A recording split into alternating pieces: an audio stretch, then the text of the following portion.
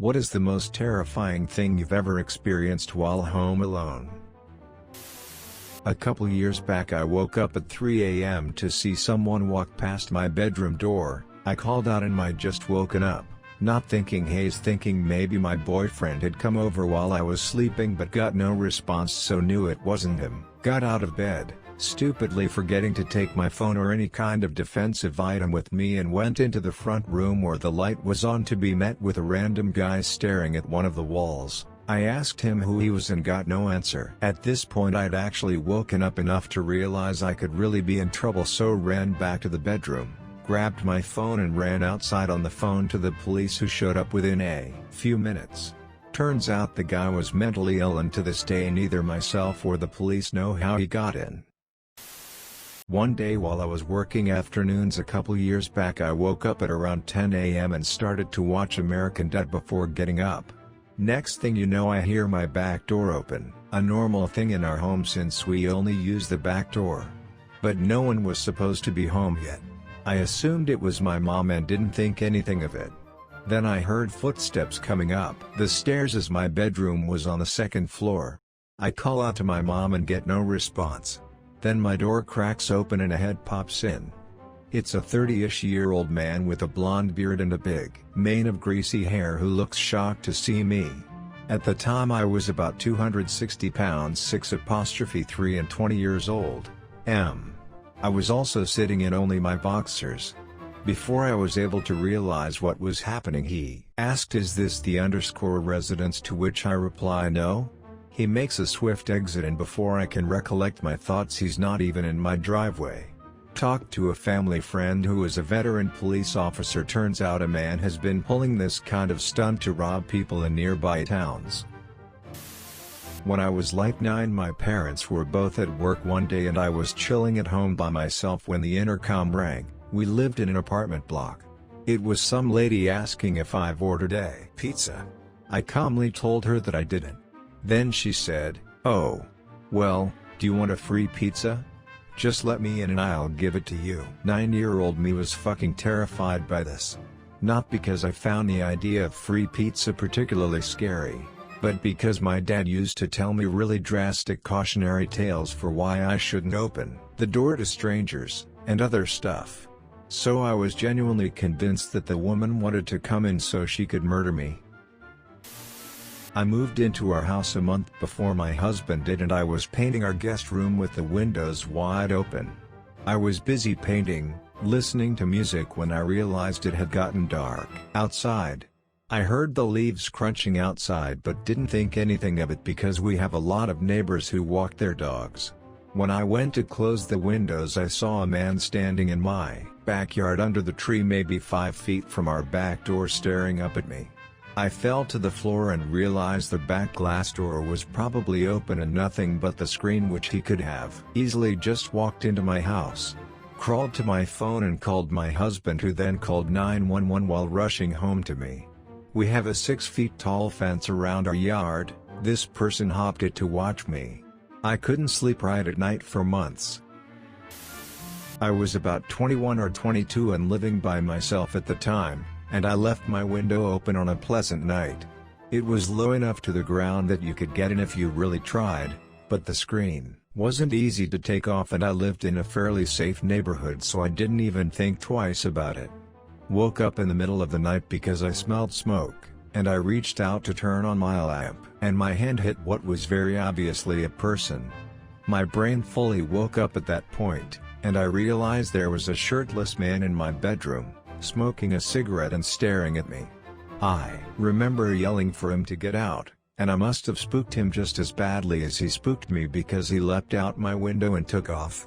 I slammed it shut and moved a bookcase in front of it, and when I went out the next morning in the daylight, found the screen sitting against the house.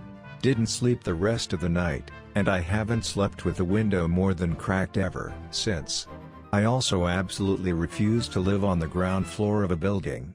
I don't know if he was planning to rob me or rape me or both, but it was absolutely terrifying and makes me wonder how many times it happened and I didn't wake up.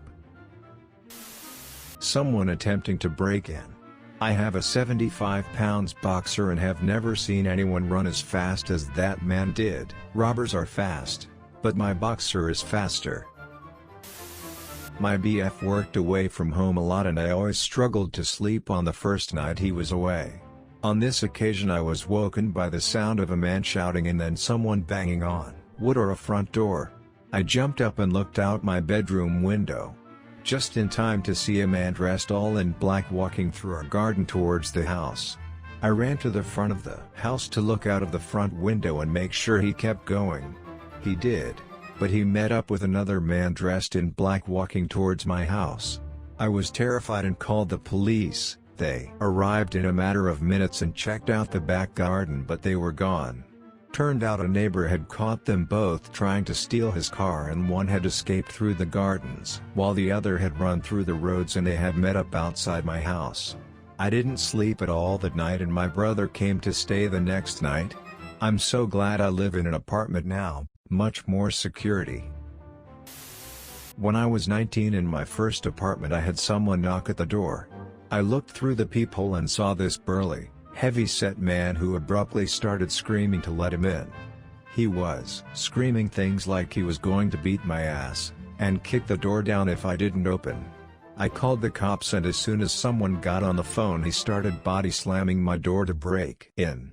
I was freaking out and crying as they quickly had 5 cops show up within 5+ minutes. As soon as he heard the sirens he quickly walked away and they met him at the bottom of the stairs. Apparently he was after the previous renter but was extremely intoxicated. They arrested him and thankfully he never came back. I ended up breaking my lease and moving out 3 months later. It was in a very nice neighborhood but it quickly made me wish I was back home with family instead of being on the other side of the United States. I work from home, so I'm home alone a lot. One day I was working, and out of the corner of my eye I noticed some movement in my backyard. There was a man jumping over my fence into my backyard. Panicked, I call my then boyfriend now fiancé and tell him what is happening. While I'm on the phone with him, I get a knock at my front door. It's a woman from CenturyLink informing me that technicians will need access to my backyard. I tell her someone just jumped over my fence so I think they're already there. Way to give me a heart attack, CenturyLink. The cleaning lady tried to commit suicide in our bathroom. She died 4 days later. I can't be the only one wondering why she chose your bathroom, because she used to use our phone to talk to her boyfriend. Had a fight with him. Told me she was leaving. I didn't pay attention, I was 13. Then the shrieking started. When I was like 14, I was home alone one night around 10 p.m. stood in my kitchen making some cereal. It's dark outside and then all of a sudden the loudest sound. Some drunk woman literally launched a hammer through my kitchen window. Was so loud and glass was everywhere. I followed her down the street whilst calling the police. Pretty strange. Added for everyone asking why I followed. So the reason I actually followed her was because you could see really clearly through the smashed window as it was now wide open. She looked like a very fragile little old crackhead lady that could barely walk or see straight and she started stumbling away mumbling some shit once she had done it. Plus I didn't really know how the fuck I was gonna explain this shit to my parents if I didn't have a solid answer, haha. But yes, it was a very distressed walk whilst following her. Definitely an action caused by adrenaline too. One evening an explosion at a petrochemical plant, located a mile from my house, blew out the double window in my living room while I was in the room. I definitely thought we were being bombed until I remembered where I live. I had just let my dog out to the backyard and he was completely traumatized. For the following 2 months I had to carry him outside and sit in the grass with pieces of chicken just so he would potty. Added to add, my house is currently for sale for unrelated reasons. I was babysitting a kid who had a video monitor and was told that she wouldn't wake up while the parents were out and if she did to call them right away. I was watching TV with the monitor set off to the side to keep an eye on her and right around 11, the camera's view shifted a few inches. It then began to slightly jiggle like someone was messing with it.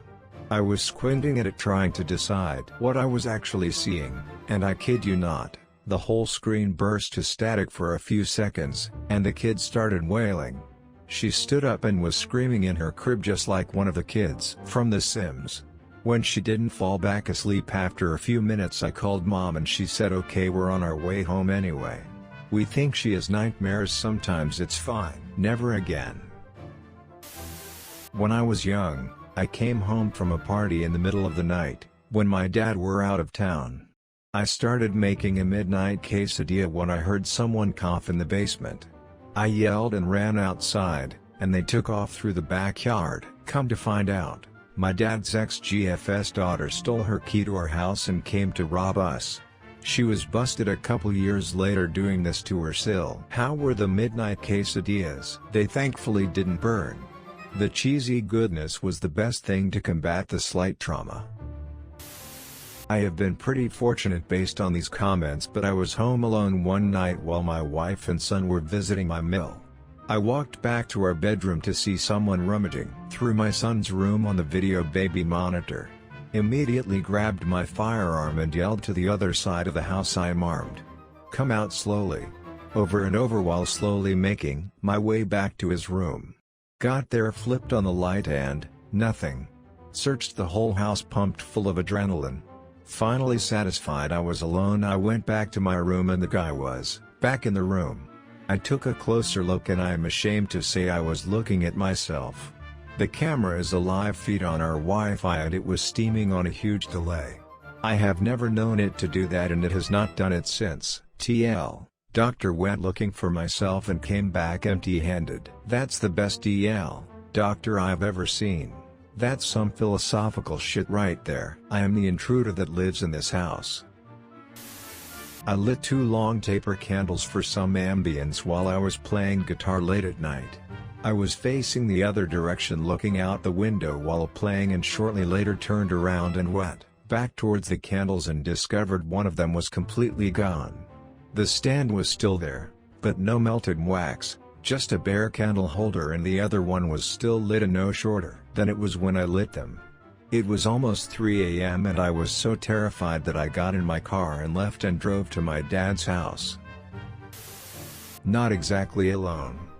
But I was home with my newborn son and someone knocked on the front door. I was expecting my mother, but she usually comes in through the garage.